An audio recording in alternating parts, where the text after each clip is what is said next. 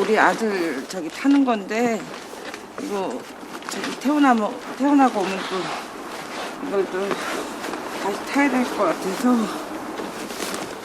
아들의 안전과 직결되기에 더욱 신경을 씁니다.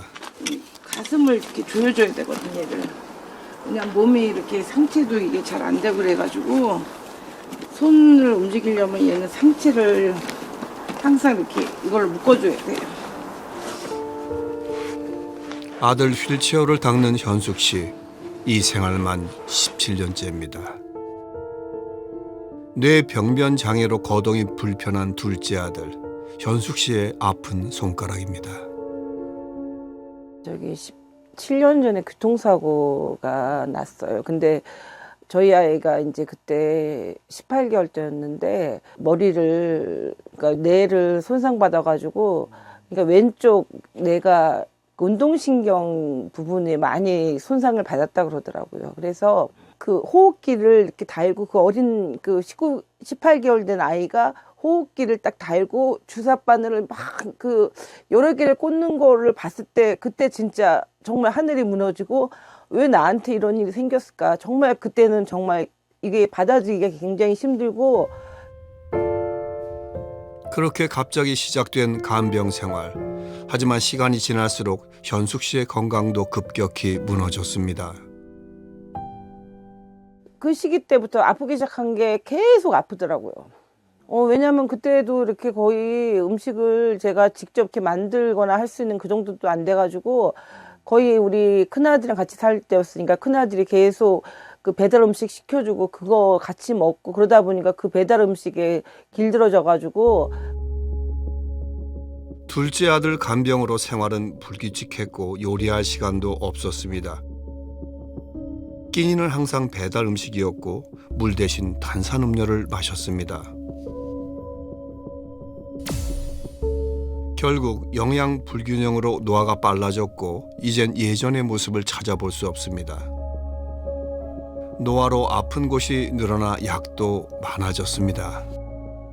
가려움이 있어가지고 또 가려움증 그건 약 같은 것도 먹어야 되고 안 그러면 또 이제 이거는 노란 거는 동맥경화 같은 거 이제 그런 거 끼는 거 방지하는 약. 이거는 혈압약.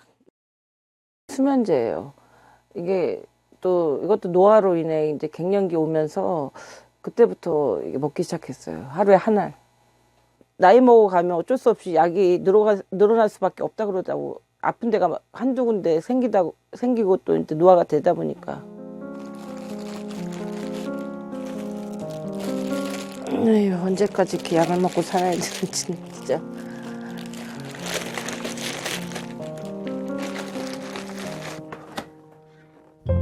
최근 일이 더 많아졌습니다. 가속 노화로 40대에 찾아온 당뇨병, 인슐린까지 챙겨서 맞고 있는데요. 그 횟수가 더 늘었습니다. 인슐린이요. 원래는 2번씩 맞았는데 이게 당뇨가 심해지니까 이제 3번씩 맞으라고. 이거는 이게 배에도 많이 탔어요 지금.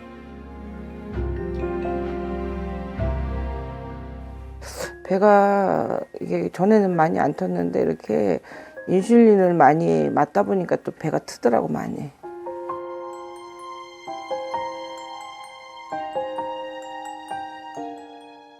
괜찮아? 이리 줘봐. 이렇게. 아유, 씨. 그냥 이렇게 갖고 어떻게 듣는다고 그러니까. 우리 많이 아픈 것 같은데. 그냥 그렇지 뭐. 아프지. 조금만 걸어도 무릎이 시큰거립니다. 앉아. 에휴. 2022년도에 수술했죠. 거의 이제 만 2년 좀 넘었는데 이게 80 정도 되면 하는 건데 이게 너무 이르다고 처음에 교수님이 수술을 그냥 못한다고 그러셨어요. 근데 이제 MRI를 찍더니 연골이 파열이 됐다고, 너덜너덜해졌다고, 이제 거의 퇴행성 관절 한 4기 정도 온 것 같다고. 이게 이렇게 흉터가 크게 있어요. 요즘에는 양쪽을 다 한다 그러더라고요. 네, 이게 진짜 내가 여자로서 지금 이것 때문에 목욕탕도 못 가요. 창피해가지고. 70대에 할 수술을 50대에 한 현숙 씨. 남편은 그제야 심상치 않음을 느꼈습니다. 어느 순간부터가 남들보다 빨리 늙어 보이는 거예요. 예를 들어서 한 40대나 50대쯤 이렇게 되어 올 걸 우리 집사람은 그 전에 오기 시작한 거죠. 그걸 저는 처음에 몰랐어요. 근데 수술할 때 그때 알았어요. 진짜 이 집사람이 다른 사람들과 노화가 빨리 진행됐구나. 그래갖고 그때 한탄을 많이 했었죠. 요즘 괜찮아졌지? 조금 더 쉴까? 아니요, 그냥 가요, 그냥. 그래, 이래서 아유 힘들다, 그지? 힘들어. 사는 게 원래 힘든 거야, 이렇게. 아파도 건강을 위해 꼭 오는 마트. 그냥 브로콜리 다 똑같은 것 같아. 이런 야채 채소를 좀 먹어야 돼. 시래기나 사갖고 시래기 그거 된장 무침하는 거 좋아하잖아. 이거? 삶은 시래기로 살까 그냥? 이거 시래기나 사자고 시래기나. 이거 어디 건데? 국내산이네. 다 국내산이라 그러는데. 국내산이네. 최근에 이제 진짜 안 되겠더라고. 너무 몸이 안 좋으면 우리 남편도 그렇고 우리 아들도 제가 어떻게 케어를 해줄 수가 없잖아요. 제 몸이 건강해야지 좀 어떻게 음식을 좋은 걸 먹어야 되겠더라고. 그전에 저도 막 이렇게 인스턴트 음식 되게 좋아했어요. 근데 지금은 배달 음식 잘 안 먹어요. 그리고 거의 제가 손수 만들어서 해먹는 편이에요. 노화를 막기 위해 노력하고 있습니다. 아이고, 가벼운 걸 난 줘, 그냥. 이게 더 가볍네, 그래도. 그래? 가벼운 거 줘, 그냥. 이거는 들더라도 가벼운 건 들을 수 있잖아.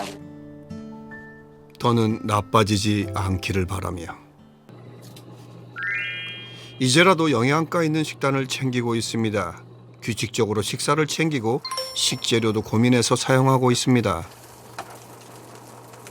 두부 같은 거 아니면 계란 그냥 그런 것도 먹고 그냥 기름도 그냥 아보카도 그런 거 일반 식용유보다는 그런 거를 좀 챙겨서 먹으려고 노력하고 있어요, 그냥. 식단은 그녀가 할 수 있는 유일한 노력입니다. 양배추랑 그리고 당근이랑 이거 또 계란이랑 단백질 위주로 좀 먹으려고 그러고 밥은 이게 잡곡에다가 검은 콩 넣고서 이렇게 한 밥이고 되도록이면 좀 건강하게 먹으려고 노력을 좀 해요, 조금. 노력한 만큼 결과가 있으면 좋으련만 마음과 달리 하루하루 아픈 것이 늘어납니다. 이면숙 씨의 가속노화 현재 어디까지 진행됐을까요? 정확한 상태를 알아보기 위해 병원을 찾았습니다.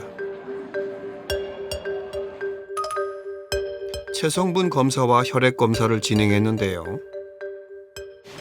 과연 결과는 어떻게 나왔을까요? 안녕하세요. 네, 어서 오세요. 네, 이쪽에 편히 앉으시고요.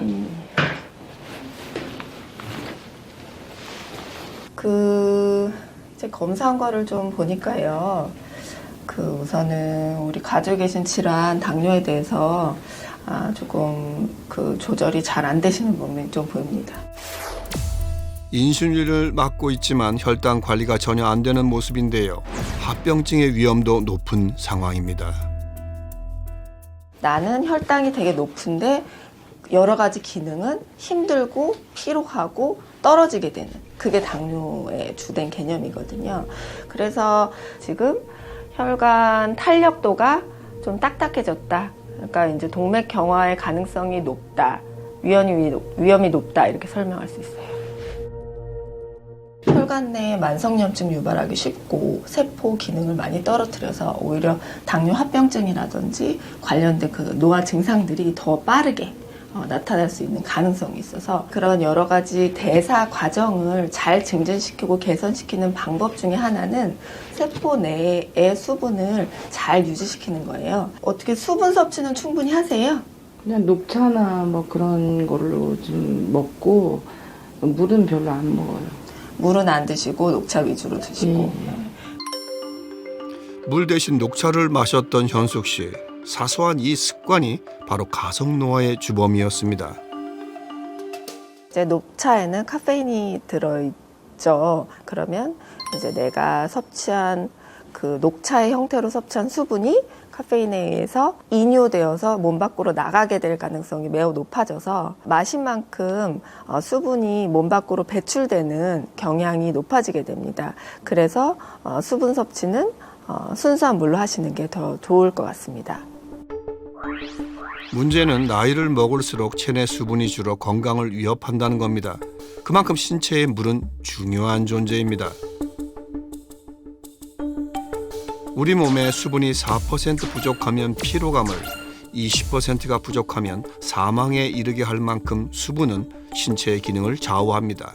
우선은 수분은 이제 세포 안에도 들어있고, 그다음에 혈관 안에도 들어있고, 우선은 세포 측면에서 봤을 때는 이제 세포 대사 과정에 문제가 생기기 때문에 에너지 생성, 세포 기능에 저하가 생기게 될 거고, 그다음에 혈관 내에 있는 수분은 수분 저하는 이제 혈압 저하, 그리고 심박동 상승, 그리고 제대로 된 영양소와 산소의 운반 문제로 이제 전반적인 피로라든지 영양 불균형 이런 것들이 생길 수 있고요. 문제는 수분이 부족하면 우리 몸은 산성화돼 세포에 독소가 침투하고 가속노화가 진행됩니다. 그렇다면 수분 섭취를 어떻게 해야 할까요? 적절한 수분 섭취량은 하루에 2리터 이상의 수분 섭취를 해야 된다라고 알려져 있고요. 다만 그 수분 섭취는 이제 음식을 통한 수분 섭취와 순수한 물을 통해 하는 수분 섭취를 모두 포함되어 있기 때문에 음식을 통해서 하는 수분 섭취는 전체 수분 섭취의 약 30%, 그리고 채소나 어떤 과일 등을 많이 섭취하는 시기를 가지고 계신 분들은 최대 50%까지 하루 섭취하는 전체 수분량이 음식물을 통해서 커버가 될 수 있기 때문에 그것을 고려를 하셔야 되고, 순수하게 우리가 물로 섭취해야 하는 수분 섭취량은 5컵에서 6컵 정도의 물을 순수하게 섭취하는 것이 도움이 될 것이라고 생각됩니다.